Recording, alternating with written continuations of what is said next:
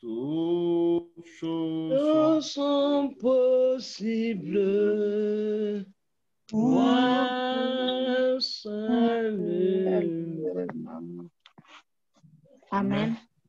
Amen. Merci aussi à notre frère Timothée pour cette Merci, illustration. Timothée. On voit ces deux pigeons, un qui croit et l'autre qui est incrédule. On peut commencer la lecture du texte. Nombre 14, 1 à 38. Nombre, Combien? Tu n'as pas suivi. Nombre 14, 1 à 38. Je vais lire. Josué, Je com- fils de Josué, fils de Naam, et Kabel, fils de Joséph-Améné, restaient seuls, vivant parmi ces hommes qui étaient allés pour explorer le pays. Non, ça c'est le dernier verset. Il faut plutôt mettre le premier verset. Écoutez. 1 à 38.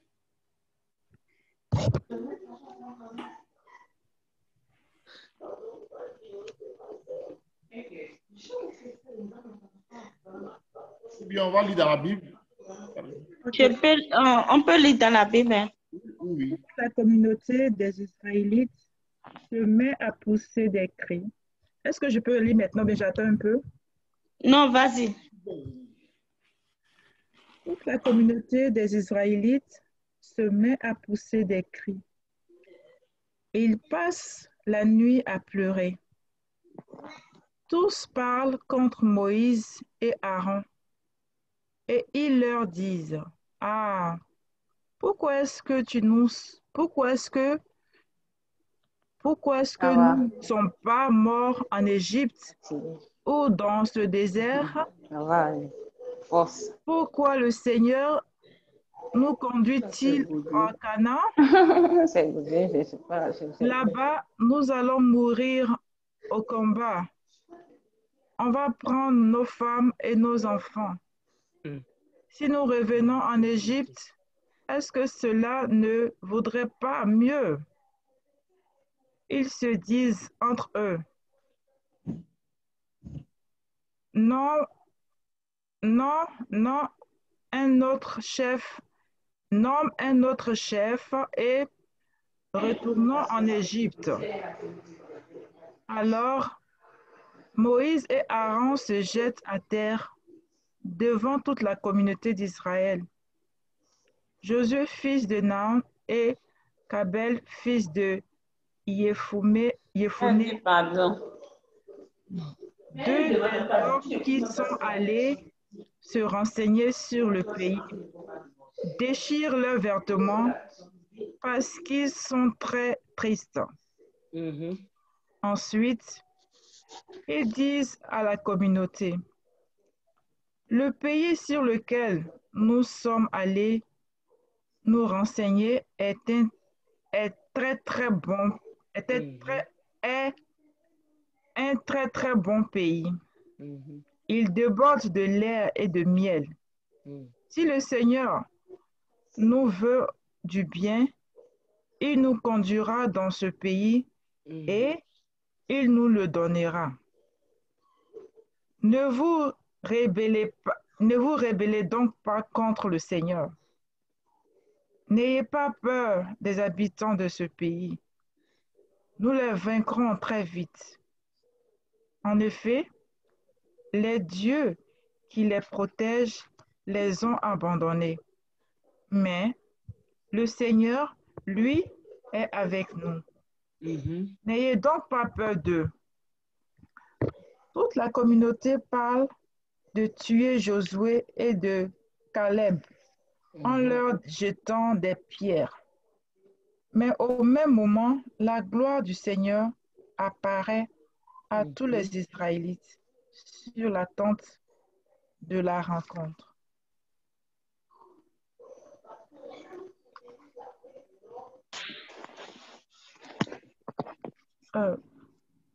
Le Seigneur dit à Moïse, « Ce peuple va me rejeter jusqu'à quand? Pourtant, j'ai fait beaucoup d'actions puissantes au milieu d'eux. Je pense qu'elle n'a pas compris la fille. Comment? Elle n'a pas compris la fille. Elle C'est parle quand tu as trop. Timothée, il y a quelqu'un qui... Voilà, voilà, merci. Comment? On peut aller. Continue. Je reprends. Le Seigneur dit à Moïse, ce peuple va me rejeter jusqu'à quand? Pourtant, j'ai fait beaucoup d'actions puissantes au milieu d'eux. Est-ce qu'il refusera toujours de me faire confiance?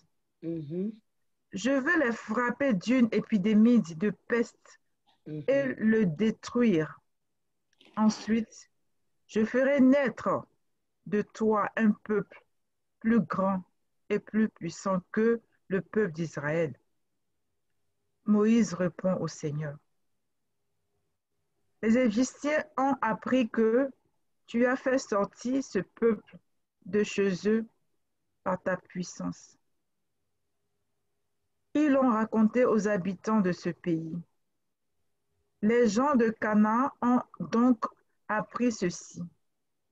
Toi, le Seigneur, tu es au milieu de ton peuple. Tu te montres à lui face à face. Tu le protèges des nuages et tu marches devant lui. Le jour, dans une colombe de fumée, la nuit, dans une colombe de feu. Est-ce que je peux t'aider aussi? Et maintenant, tu veux détruire ton peuple d'un seul coup? Alors, les autres peuples qui ont entendu parler de toutes tes grandes actions vont dire, le Seigneur n'a pas été capable de faire entrer ce peuple dans le pays. Je vais m'arrêter à un verset qui sera où il y aura le point. Tu veux détruire ton peuple d'un seul coup, alors les autres peuples qui ont entendu parler de toutes tes grandes actions vont dire, le Seigneur n'a pas été capable de faire entrer ce peuple dans le pays qu'il a promis.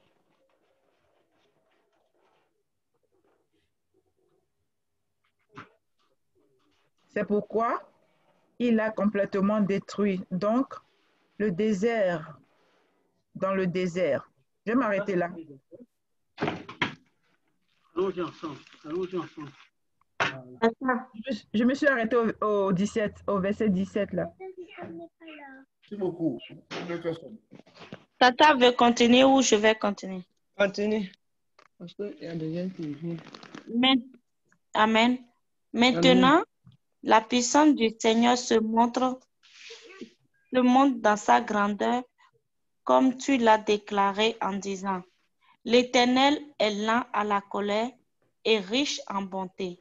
Il pardonne l'iniquité et la rébellion, mais il ne tient point le coupable pour innocent et il punit l'iniquité des pères sur les enfants jusqu'à la 3e et la 4e génération.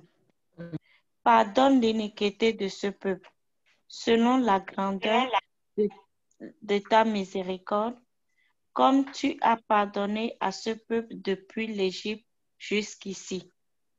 Et l'Éternel dit, je pardonne comme tu l'as demandé. Mais je suis vivant, et la gloire de l'Éternel remplira toute la terre. Tous ceux qui ont vu ma gloire et les prodiges que j'ai faits en Égypte et dans le désert, qui m'ont tenté déjà 10 fois et qui n'ont point écouté ma voix, tous ceux-là ne verront point le pays que j'ai juré à leur père de leur donner. Tous ceux qui m'ont méprisé ne le verront point. Et parce que mon serviteur Caleb a été animé d'un autre esprit et qu'il a pleinement suivi ma voix, je le ferai entrer dans le pays où il est allé, et ses descendants le posséderont. Les Amalécites et les Cananéens habitent la vallée. Demain, retournez-vous et partez dans le désert, dans la direction de la mer Rouge. L'Éternel parla à Moïse et Aaron et dit: Jusqu'à quand laisserai-je cette méchante assemblée murmurer contre moi? J'ai entendu les murmures des enfants d'Israël qui murmuraient contre moi. Dis-leur: Je suis vivant, dit l'Éternel. Je vous ferai ainsi que vous avez parlé à mes oreilles. Vos cadavres tomberont dans ce désert. Vous tous, dont on a fait le dénombrement, en vous comptant depuis l'âge de 20 ans et au-dessus, et qui avez murmuré contre moi, vous n'entrerez point dans le pays que j'avais juré de vous faire habiter, excepté Caleb, fils de Jephné, et Josué, fils de Nun. Et vos petits-enfants, dont vous avez dit, ils deviendront une proie, je les y ferai entrer, et ils connaîtront le pays que vous avez dédaigné. Vos cadavres à vous tomberont dans le désert, et vos enfants paîtront 40 années dans le désert et porteront la peine de vos infidélités jusqu'à ce que vos cadavres soient tous tombés dans le désert.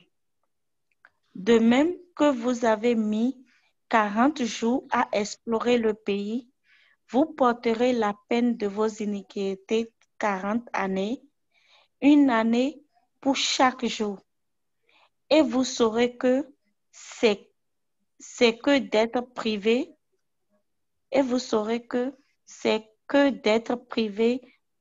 de ma présence. Moi, l'Éternel, j'ai parlé, et c'est ainsi que je traiterai cette méchante assemblée qui s'est réunie contre moi. Ils seront consumés dans ce désert, ils y mourront. Les hommes que Moïse avait envoyés pour explorer le pays et qui, à leur retour, avaient fait murmurer contre lui toute l'assemblée en décriant le pays, ces hommes qui avaient décrié le pays moururent frappés d'une plaie devant l'Éternel. Josué, fils de Nun, et Caleb, fils de Jephné, restaient seuls vivants parmi ces hommes qui étaient allés pour explorer le pays. Amen. Amen. On va lire le dernier passage dans Hébreu 7. Là.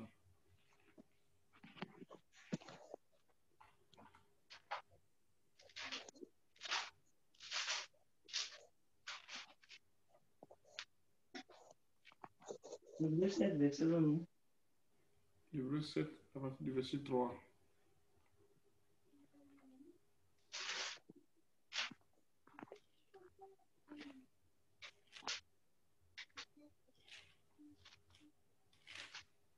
C'est chapitre 7. Non. Hébreu 3, 7 à 19. Hébreu 3.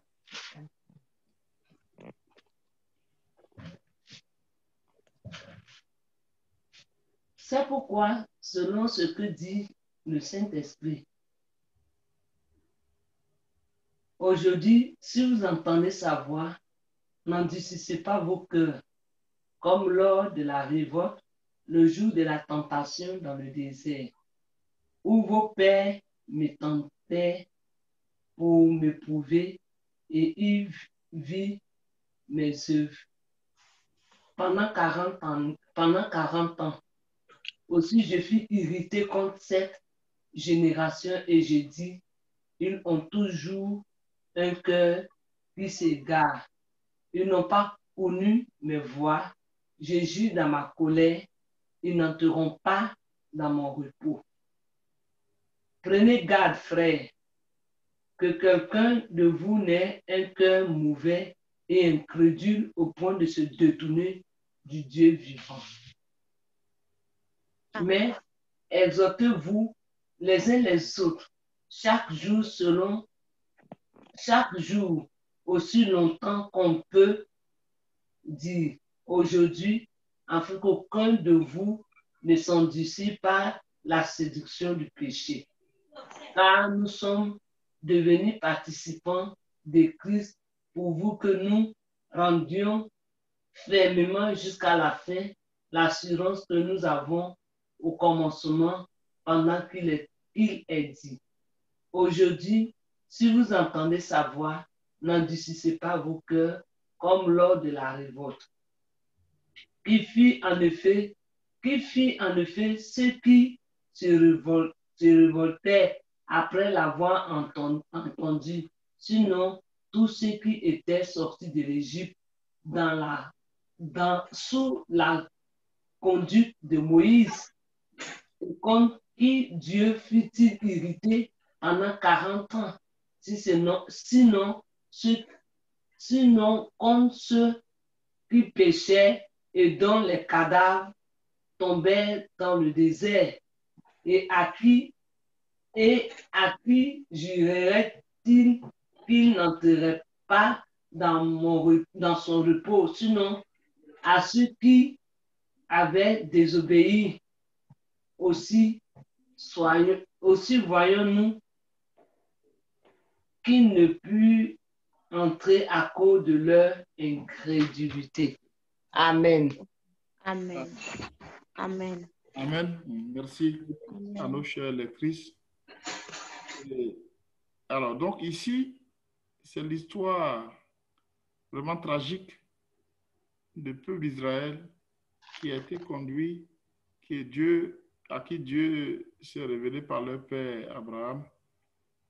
Il a amené Abraham à Canaan, où il était étranger, n'est-ce pas, pendant plusieurs années. Dieu lui a fait une promesse que cette terre sur laquelle tu es étranger, je donnerai ce pays à toi et à ta postérité. Amen.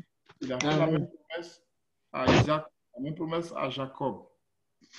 Et quand Israël était en esclavage, Dieu est parti à visiter son peuple. Il a fait sortir par sa main puissante et il a conduit ce peuple-là dans le pays promis, le pays Canaan, pour établir Israël dans le pays qu'il a promis. Et on voit que dans ce passage, on a lu dans Nombre 14, le peuple faisait sa marche donc vers Canaan. Et après, ils ont fini d'obtenir les 10 commandements, la loi et l'alliance qu'ils ont faite avec Dieu au mont Sinaï. Ils avançaient maintenant vers Canaan. Ils étaient là maintenant précisément à l'entrée sud de Canaan, dans cette oasis qu'on appelait Kadesh Barnea. Et donc, ils ont envoyé des espions pour explorer le pays, pour connaître le pays, pour mieux attaquer le pays et prendre possession. C'est là que le rapport qui a été fait par 10 espions a été un rapport qui a poussé le peuple à la révolte. Ils ont dit, voilà, dans ce pays-là, on a vu des géants, des fils d'Anak. Nous étions à leurs yeux comme des sauterelles. Et que si on va, ce pays-là va nous consumer.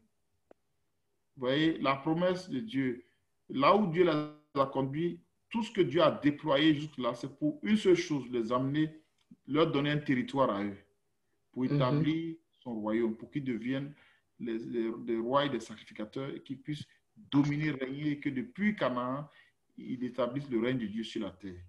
Donc, les paroles de révolte, les paroles d'incrédulité vont sortir d'eux et ils vont pleurer et vraiment vont chercher à lapider Moïse pour dire que voilà, tu es un homme méchant, tu nous as fait sortir d'Égypte pour venir nous faire mourir dans le désert.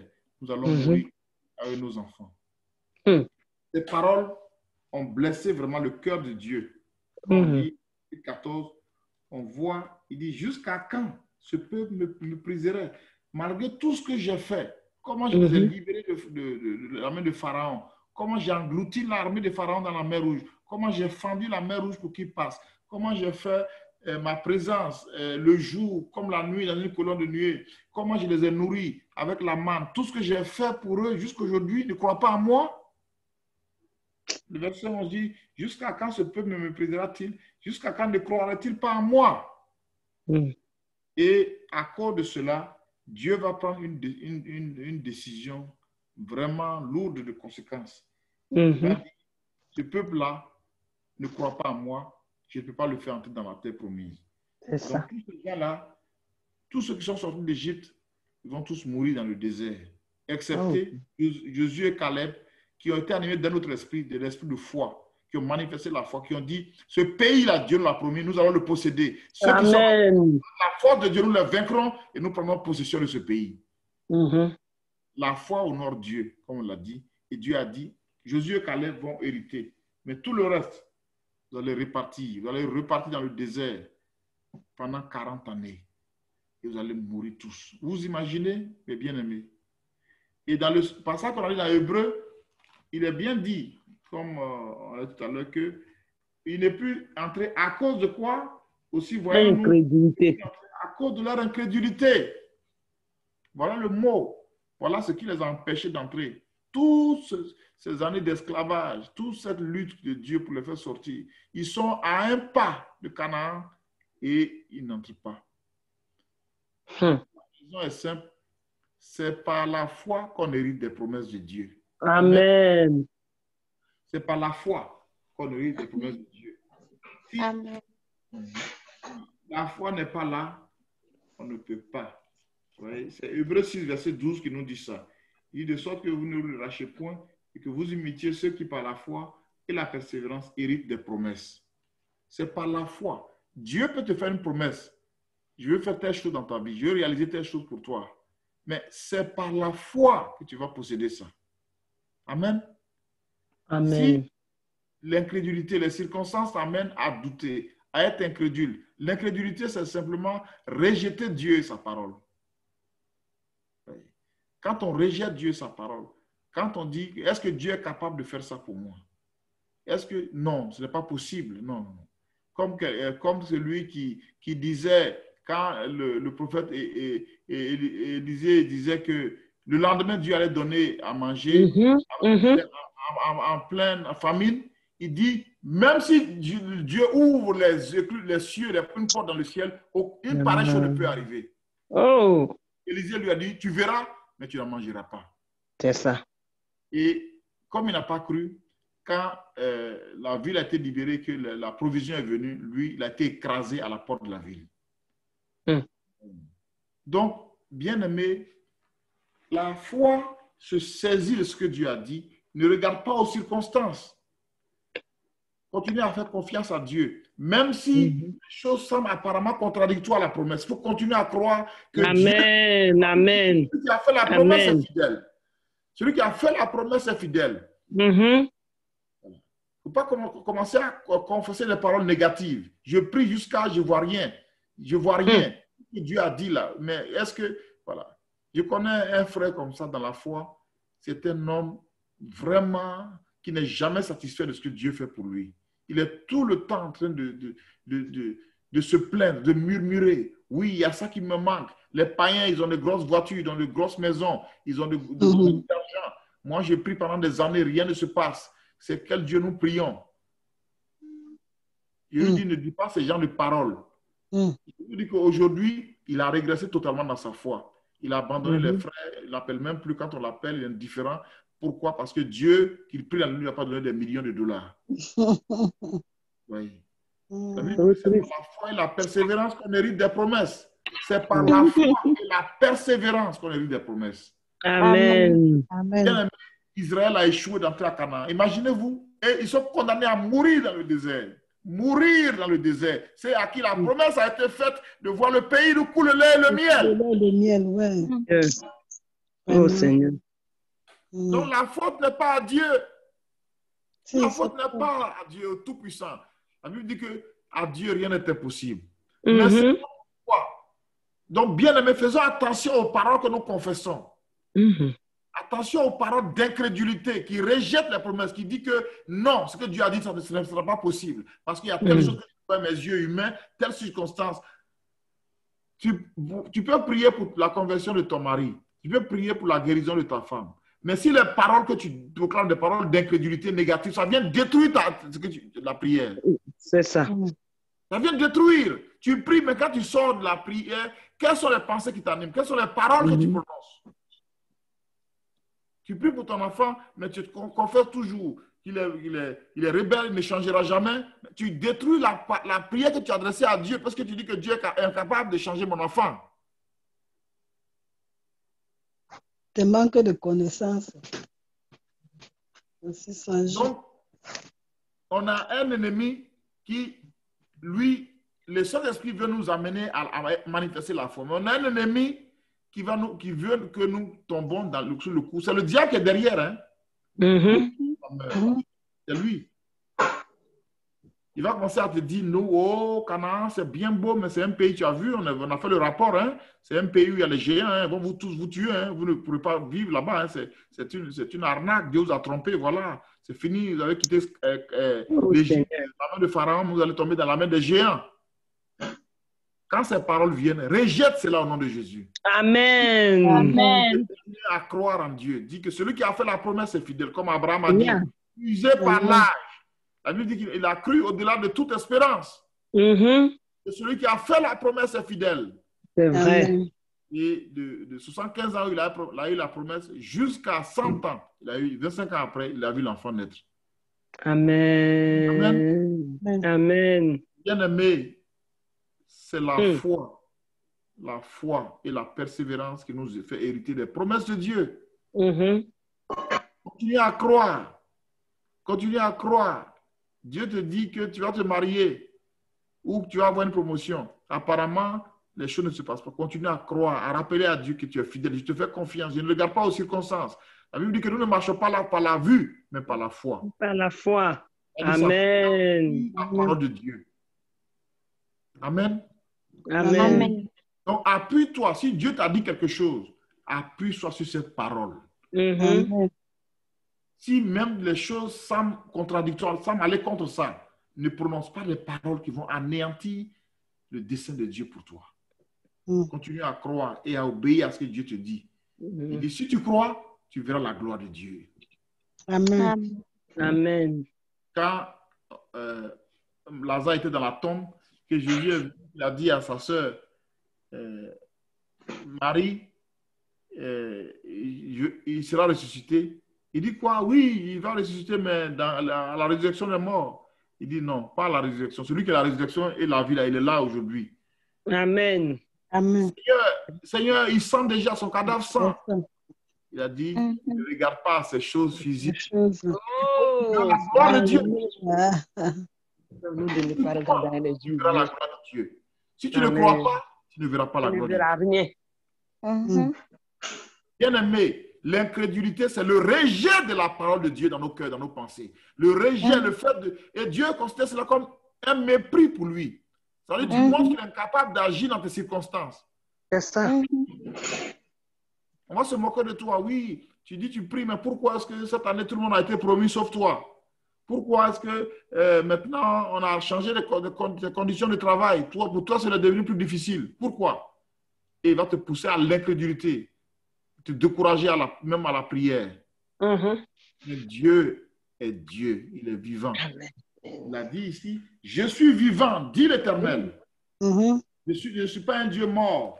Un Dieu incapable d'agir. Pas une statue. Il dit, verset 21 de Nombre 14, comme on lui dit, mais je suis vivant et la gloire remplira la terre. Amen. Amen. La terre saura que je suis le seul vrai Dieu parce que je suis capable d'agir, de changer les circonstances. Là où la mort a régné, je peux donner la vie.